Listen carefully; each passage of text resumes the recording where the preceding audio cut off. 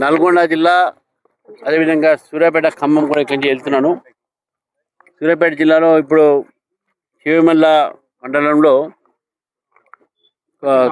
ఒట్టి కంపాడు ఒక గ్రామంలో ఇక్కడ ఐకేపీ సెంటర్ అని బోర్డు పెట్టారు. కానీ ఐకేపీ సెంటర్ ఇంకా స్టార్ట్ కూడా చేయలేదు. కనీసం నల్గొండ జిల్లాలో 2-3 సెంటర్స్లో ఉన్నాయి. మేము పోయాం అక్కడికి. అక్కడ పిఎస్సి సెంటర్ ఒకటి, ఐకేపీ సెంటర్ ఒకటి. ఇక్కడ అసలు ఐకేపీ సంబంధించిన ఎటువంటి ఒక వసతులు లేవు. ఇక్కడ ఏవైతే సిబ్బందిని ఉంటారో, ఏవైతే పని చేయాలో ఇక్కడ వాళ్ళ కాంటా పెట్టడం అయితే ఏంది, వాళ్ళని ఈ యొక్క ధాన్యం కొనుగోలు ఏంది, ఇవన్నీ కూడా ఏదైతే ఉన్నాయో ఇవి చేయాల్సినటువంటి ఒక ఏదైతే ఫెసిలిటీ అవుతుందో రైతులకు ఇక్కడ ఇవ్వలేదు. రోడ్ల మీద దాన్ని ఎండబెట్టి వానలతోనే అది మళ్ళీ తెలిసి మొక్కలు ఇంతకుముందు చూసాం మనం, మొలకలు వచ్చినాయి దానికన్నీ. ఆ మొలకలు వచ్చి వాసన కొట్టి కొనేటటువంటి ఒక పరిస్థితి కూడా లేదు. మేము ఇంతకుముందు చేసినట్టు ప్రభుత్వం డిమాండ్ చేస్తాను. మీరు గతంలో చెప్పారు ప్రభుత్వం ఎలక్షన్స్లో ఏ రకమైన ఎట్లా ఉన్నా ధాన్యం మేము కొంటామని చెప్పేసి.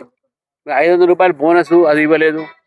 ఏ రూపంలో కూడా మీరు ధాన్యం కొంటా అంటే ఇప్పుడు ఈ రకమైన మాయిశ్చర్ లేదని రైస్ మిల్లర్స్ దగ్గర వాళ్ళు కొనట్లేదు. మాయిశ్చర్ ఎక్కువైందని చెప్పేసి మాయిశ్చర్ అట్లా కొన్నా కూడా తర్వాత మాయిశ్చర్ ఎండిపోయిన తర్వాత వెయిట్ తగ్గిందని చెప్పేసి వాళ్ళని ఇచ్చేస్తూ ఉన్నారు. కాబట్టి ఏదైతే పట్టాలు అవసరమో, ఏదైతే రైతులకు అటువంటి వసతి ఏదైతే ఫెసిలిటీస్ ఉన్నాయో ప్రభుత్వం పూర్తిగా వైఫల్యం చెందింది. మేము కాంగ్రెస్ పార్టీ డిమాండ్ చేస్తూ ఉన్నాం. ఈ యొక్క ధాన్యం ఏ రూపంలో ఉన్నా అది కొనాల్సి ఉంది.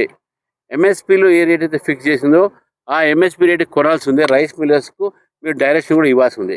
ఈరోజు మొత్తం కూడా పంట కూడా చూస్తూ ఉన్నాం. ఇక్కడ ఇంకా రైతులు ఇంకా సగం పంటలు కోయాల్సిన అవసరం ఉన్నది. ఇప్పుడు కేవలం సగం పంటలు మాత్రమే అమ్మడానికి తీసుకొచ్చారు. అది కూడా కొనేటటువంటి ఒక పరిస్థితి కనబడలేదు మనకు. కాబట్టి రైతులకు వచ్చినటువంటి నష్టం అవుతుందో ఈ 2-3 రోజులు వానలు, పెద్ద వానలతో వాటిలో రైతులను కాపాడాల్సిందిగా భారతీయ జనతా పార్టీ ప్రభుత్వం డిమాండ్ చేస్తుంది. ఈ ధాన్యం అంతా కూడా ఏ రూపంలో ఉంటే ఆ రూపంలో ఎంఎస్పీ కొనాల్సిందిగా అని చెప్పేసి కూడా భారతీయ జనతా పార్టీ మీద డిమాండ్ చేస్తాం.